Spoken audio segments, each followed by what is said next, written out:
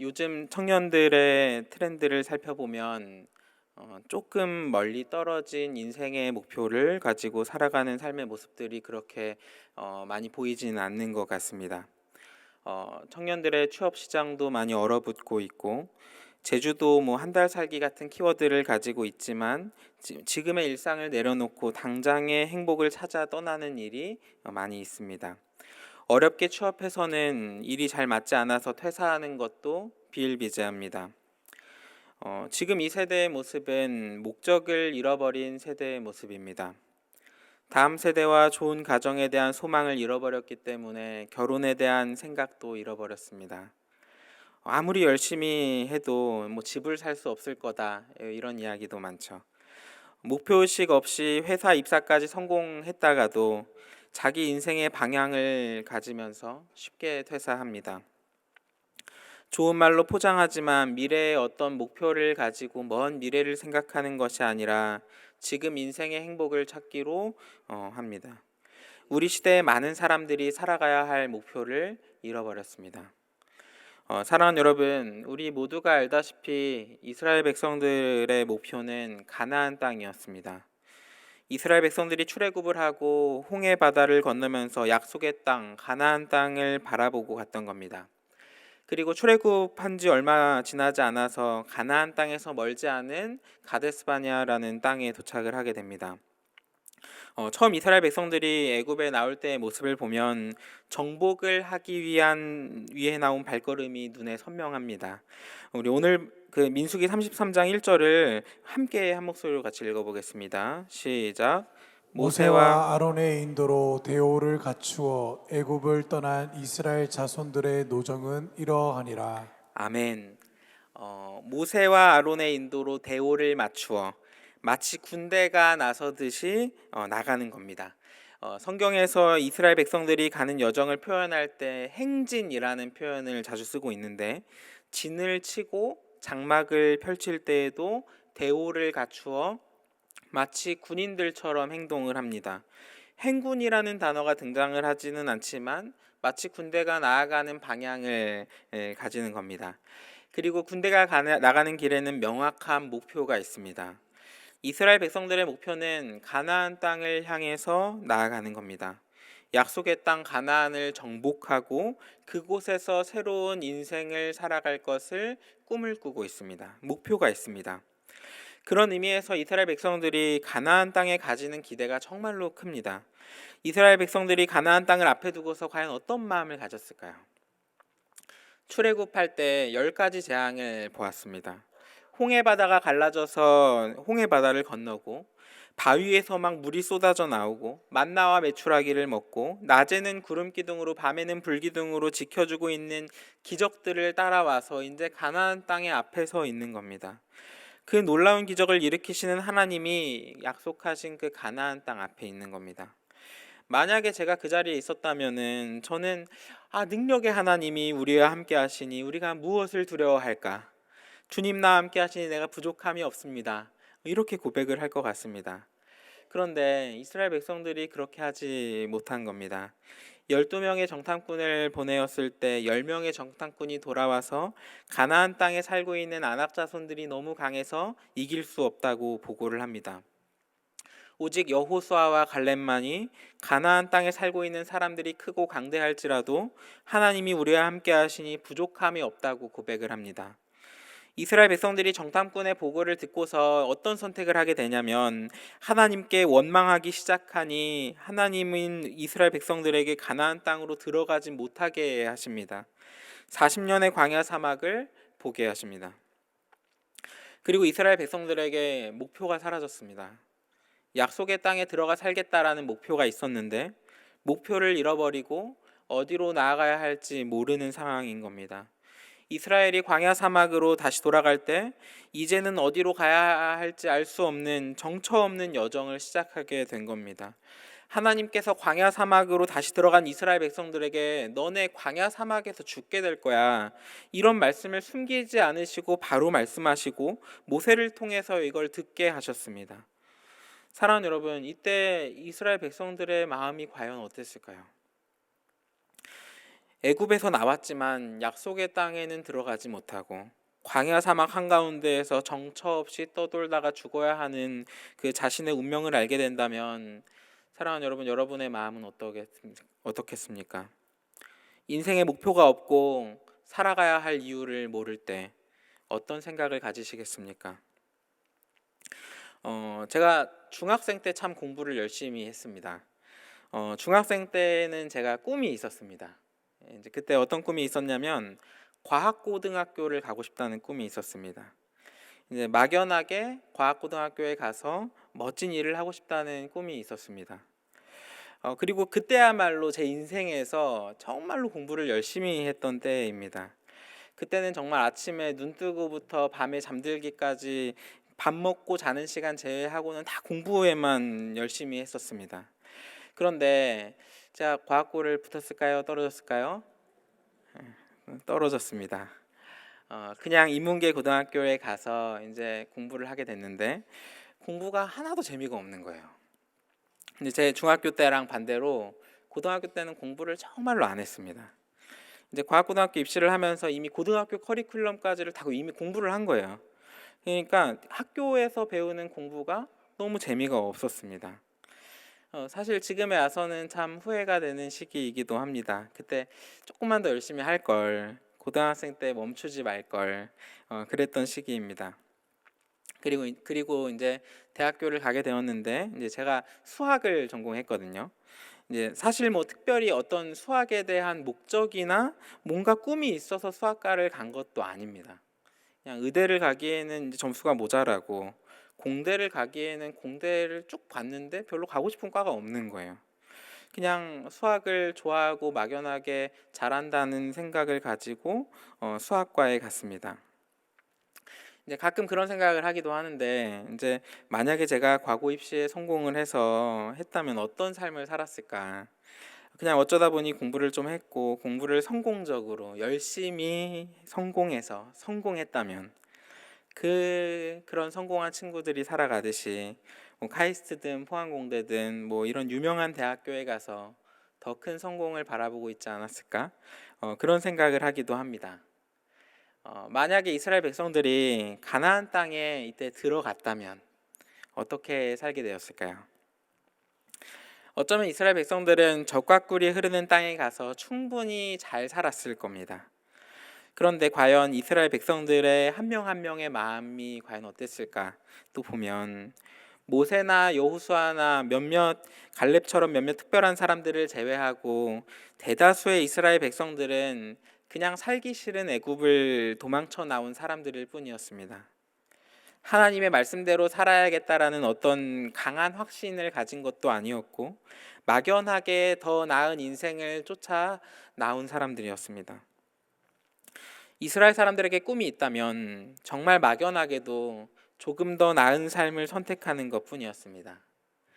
애굽에서 노예 생활이 싫어서 출애굽하였고 애굽의 군대를 앞에 두고서 죽음을 두려워할 때에는 하나님을 원망하였습니다. 물이 없을 때에도 먹을 것이 없을 때에도 하나님을 원망하였습니다. 이스라엘 사람들에게 하나님을 의지하고 살아가야겠다는 어떤 투철한 믿음의 마음을 찾아볼 수는 없는 겁니다. 그 상태로 성공적으로 가나안 땅에 들어가서 살게 된다면 하나님을 의지하는 마음보다도 더 나은 풍요와 성공을 구하면서 막연하게 성공을 구하면서 계속해서 살아갔을 겁니다. 그런데 하나님께서 이스라엘 백성들에게 어떻게 하시냐면 율법을 주시고 율법을 다음 세대에 가르치도록 하시고 광야 사막에서의 시간들을 보내게 하십니다. 이때 이스라엘 백성들은 가야 할 방향은 모르지만 하나님을 의지하며 살아가는 민족의 경험을 하게 된 겁니다. 광야 사막에서 온전히 하나님만 의지하며 살아가는 민족의 경험으로 안식일에는 반드시 안식해야 하는구나, 이런 경험이 쌓인 겁니다. 그리고 한 세대가 넘어갈 때 이스라엘 백성들은 하나님을 온전히 의지하고 믿는 경험들이 그들의 문화 속에 뿌리 깊게 내리게 됩니다. 성경에서 가나안 땅으로 들어가지 못하고 광야 사막에서 모두 죽게 되는 출애굽 세대는 자포자기하여 포기하지 않았습니다. 성경에서 보면 그들은 광야 사막에서도 유혹과 순종의 불순종으로 넘어가는 일들이 분명히 있었습니다. 하지만 그때마다 포기하지 않고 자포자기하여 죽음의 공포가 있을 때에도 다시 믿음으로 고개를 들어 노뱀을 봅니다. 이스라엘 민족이 모압 여인들과 음행하였을 때, 이방신에게 우상 숭배를 하였을 때에는 이스라엘 민족 그들 스스로가 하나님께 범죄한 사람들을 심판하여 하나님을 선택하기로 결단합니다. 그리고 그때가 되어서 하나님은 이스라엘 백성들을 다시금 축복하십니다. 민수기 25장 13절에서 하나님께서 제사장 비나스에게 축복하시는데 제가 잠깐 읽겠습니다. 그와 그의 후손에게 영원한 제사장 직분의 언약이라. 그가 그의 하나님을 위하여 질투하여 이스라엘 자손을 속죄하였음이니라. 아멘. 하나님께서 40년의 광야 사막을 기간 동안 이스라엘 백성들의 믿음을 세우시고 하나님만을 의지하며 살아갈 수 있도록 가르치신 겁니다.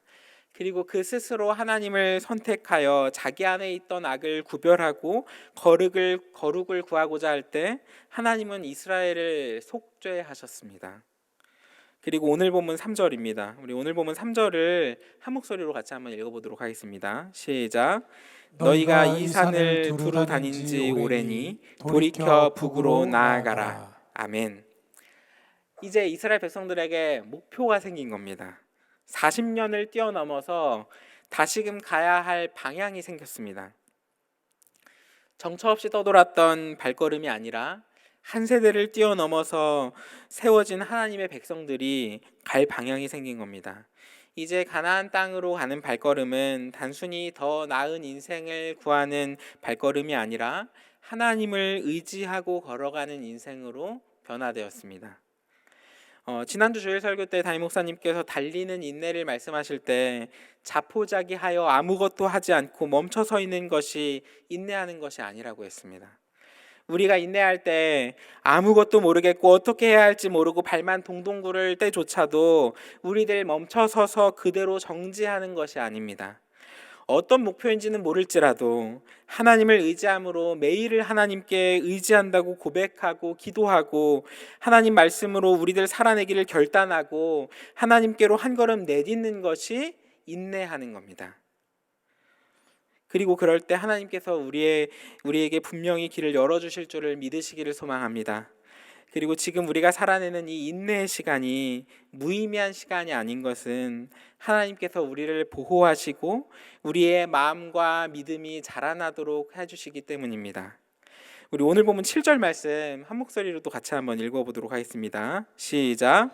내 하나님 여호와께서 내가 하는 모든 일에 내게 복을 주시고 내가 이 큰 광야에 두루 다님을 알고 내 하나님 여호와께서 이 40년 동안을 너와 함께 하셨으므로 내게 부족함이 없었느니라 하시기로. 아멘. 분명히 이스라엘 백성들이 광야 사막에 들어가게 된 것이 어떤 목적지도 갖지 못하고 40년을 광야에서 살아가게 된 것이 하나님께서 징계하시는 것이라고 생각되었습니다. 하나님께서 이스라엘 백성들에게 분노하시고 벌을 주시어서 가나안 땅으로 들어가지 못하게 하시는 것이라고 생각했습니다. 그런데 그 모든 일이 지나고 나서 보니 40년의 시간 동안에 하나님께서 이스라엘 백성들과 함께 하셨고 부족함이 없게 하셨습니다. 이스라엘 백성들이 하는 모든 일에 복을 더하셨고 광야를 두루 다닐 때 만나와 메추라기로 먹이시고 보호하시고 인도하셨습니다. 구름 기둥과 불기둥은 하루도 빠짐없이 이스라엘 백성들의 그늘이 되어 주었습니다. 제가 가끔 이제 과학고등학교를 갔으면 어땠을까 상상해 본다고 했잖아요. 과고 입시를 성공하고 그리고 그러다가 이제 보통 거기 가면 이제 카이스트를 많이 가니까 카이스트나 이런 대학에 갔으면 어땠을까 이런 생각을 해보게 됩니다. 이런 생각을 할 때 이제 같이 상상하고 이야기 나누는 친구가 있습니다. 중학교 때 과고 입시를 같이 하던 친구인데 이 친구는 떨어지지 않고 붙었습니다. 그리고 과학고를 2년 동안 다니고 조기 졸업을 해서 카이스트에 갔습니다. 사실 이 친구랑은 이제 중학교 3학년 때 딱 갈리고 나서 한 번도 본 적도 없고 아주 가끔 문자나 뭐 이런 걸로 이제 안부 묻는 정도였는데 이제 군대도 다녀오고 한 20대 중반쯤 돼서 갑자기 한 10년 만에 전화가 오는 거예요. 오늘 갑자기 전화해서 이 친구가 자기 인생에 고민이 있다고 이야기하는 겁니다. 10년 만에 연락을 해가지고는 갑자기 자기 삶을 막 주저리 이야기를 하는 거예요. 이 친구가 그냥 평생을 공부를만 열심히 해서 살았다고 합니다. 공부를 잘해서 과학고도 가고 카이스트도 가고, 그런데 이제 제가 대학생 때 2010년, 2011년 요때였는데 카이스트 학생들이 막 연달아 자살을 하고 한 3명, 4명이 막 연달아 자살을 하고, 그리고 교수님까지 자살했던 일이 있었습니다. 그때 당시에 학교 분위기가 막 무한 경쟁을 하고 그랬던 시기였던 거예요. 그때 이 친구가 이제 카이스트를 다니고 있었는데, 재학을 하고 있었는데 학교 안에서 막 친구가 죽은 거예요. 선배, 후배, 교수님까지 여러 명이 자살하는 일이 일어나니까 그때부터 자기의 인생이 너무나 불안하기 시작하더랍니다. 학교 분위기가 너무나 안 좋고 무한 경쟁하는 학교 안에서 이런 자기의 불안을 어디에도 이야기할 곳이 없다고 느껴졌답니다. 그냥 맹목적으로 공부하는 것이, 이 모든 것이 의미가 없다고 막 느껴진다는 겁니다. 그래서 이제 군대로 도망쳤다가, 군대에서는 좀 괜찮았다가 학교로 복학을 했는데, 또 학교를 가니까 그런 불안과 죽음의 공포가 느껴진다는 겁니다. 그러다가 갑자기 제가 생각이 났다는 거예요. 왜 전화했는가 봤더니 이제 중학생 때 이 친구랑 이제 진화론, 창조론 이런 거 가지고 많이 싸웠거든요. 이 친구 생각에 신을 믿는 사람들의 어떤 평안함, 그 신앙심이 참 궁금했다는 겁니다. 자기에게도 그런 평안함이 있으면 좋겠다는 겁니다. 그래서 이제 이 친구한테 이제 저희 교회로 한번 오라고 이야기를 했습니다. 목사님이신 저희 아버지랑 또 막 이야기를 나누고, 그날로 이제 매주마다 왕복 2시간 거리인데 교회에 출석하면서 말씀 듣고, 그리고 인생이 변화되기 시작했습니다. 세례도 받고, 지금은 이제 약사가 되어서 또 멀리 살게 되었지만 이제 다른 교회를 다니게 되었는데, 이 친구가 그 불안함 끝에서 하나님을 만나게 된 겁니다. 변화된 인생을 살게 되었습니다. 사랑하는 여러분, 만약에 이제 저도 만약에 과거에 갔다면, 그리고 또 어쩌다 카이스트에 갔다면 저도 그런 영향을 많이 받았을 것 같습니다. 동기나 선후배, 교수님이 삶을 포기하고 죽음을 택하게 될 때, 그때 카이스트 갔던 친구들 해보면 다들 너무 멘탈이 무너져 내렸습니다. 그런데 하나님의 부르심을 받기까지, 신학대학원에 가기까지 걸렸던 그 10년의 시간 동안 꿈을 갖지 못하고 그 방향을 알지 못했던 그때 하나님께서 인도하셨던 은혜를 이해하게 됩니다. 정처 없이 떠돌았다고 생각했던 것이 그 인생의 여러 방향 속에서 하나님께서 준비하신 인도를 느낍니다. 10년의 시간 동안 하나님께서는 제 친구에게는 하나님을 만나는 은혜를 주셨습니다. 저에게는 하나님을 섬기는 자리로 인도하셨습니다. 정말 불안하고 두려웠던 우리의 인생 속에서 하나님은 각자에게 가장 좋은 것을 준비하셨고, 10년의 시간 속에서 어떤 길로 가야 할지 모르는 그 방황의 시간 속에서도 하나님은 우리를 보호하셨습니다. 사랑하는 여러분, 하나님은 우리가 가야 할 바를 모르는 그 순간에도 하나님은 우리의 인생을 지키실 줄을 믿으시기를 소망합니다. 지금 우리 인생이 시련인지 징계인지 모를 어렵고 두려운 순간 속에 속을 지날 때 우리의 마음을 하나님 앞에 두고 하나님께서 주시는 그 은혜의 시간임을 고백하는 우리 모든 성도님들 되시기를 축복합니다. 이제 말씀을 마치려고 하는데요. 지금 이 시대가 점점 꿈을 잃어버리고 청년들은 삶의 목적과 방향을 잃어버린 시대가 되었습니다. 어디로 나아가야 할지 알지 못하고 가장 빠른 길을 알고 싶어하고 의미 없는 발버둥을 치고 싶어하지 않습니다. 장래희망을 물어보면은 모른다고 하는 안전한 대답을 선택합니다. 불확실한 미래에 도전하고 싶어하지 않습니다. 하나님을 믿는 신앙에서도 마찬가지입니다. 당장 우리의 기도에 응답하지 않는다고 느껴질 때 우리의 두려운 문제와 상황 앞에서 하나님을 믿기보다 하나님을 불신하고 믿음 갖기를 주저합니다. 당장 우리의 눈앞에 하나님 나라가 보이지 않는다고 느껴질 때 하나님의 나라에 대한 소망을 갖기를 두려워합니다. 어쩌면 힘겨운 현실 속에서 우리나라가 처한 여러 가지 어려운 환경 속에서 이 나라에 소망이 없다고 느껴질 때 아무것도 하지 않고 주저앉아 버릴 수도 있습니다. 멈춰서서는 그것이 인내라고 말할 수도 있습니다. 하지만 힘겨운 상황 속에서도 우리를 살아내게 하시는 하나님께서 우리에게 부족함이 없도록 채우시고 계신 것을 믿으시기를 소망합니다. 사랑하는 하나님께서 오늘 이스라엘 백성들에게 부족함이 없이 채우시고 그 발걸음을 결국 가나안 땅으로 인도하셨던 것처럼, 사랑하는 여러분, 하나님께서 우리의 발걸음을 인도하시고 우리들 어디로 나아갈지 모르는 그 방황의 시간조차도 우리들로 하나님께 순종하고 믿음으로 내어 맡기는 훈련의 시간이 되게 하실 줄을 믿습니다. 하나님께서 우리를 끝끝내 하나님의 나라로 인도하실 줄을 믿습니다. 지금 이 자리에 있는 우리들 모두의 여정이 많이 다를 겁니다. 각자의 개인의 삶과 그 가정과 살아가는 환경 속에서 우리들이 지금 가진 풀리지 않은 문제들이 각자가 모두가 다를 겁니다. 그런데 그 어디에 있던지 우리가 그 자리에 멈춰서 버리고 자포자기하고 주저앉아서 우리의 발걸음을 멈추는 것은 답이 아닙니다. 그런 순간조차도 가야 할 방향을 몰라서 발을 동동 구르는 그 순간조차도 우리들 멈추지 않고 나아가야 합니다. 하나님께 우리의 삶의 방향을 구하는 것부터가 시작인 겁니다. 지금 우리가 부족하고 넉넉하지 못하고 느낄 때, 사랑하는 여러분, 하나님께서 지금 이 자리에 있는 우리에게 부족함 없이 채우시고 동행하고 계실 줄을 믿습니다. 우리의 고난 속에서 하나님은 우리에게 은혜를 채워주시고 우리의 징계 속에서 하나님은 우리를 버리지 않으시고 동행하고 계십니다. 꿈을 잃어버리고 목표를 잃어버렸을 때 멈춰버리고 주저앉는 것이 아니라 하나님께서 주시는 그 비전과 사명을 회복할 수 있기를 간절히 소망합니다.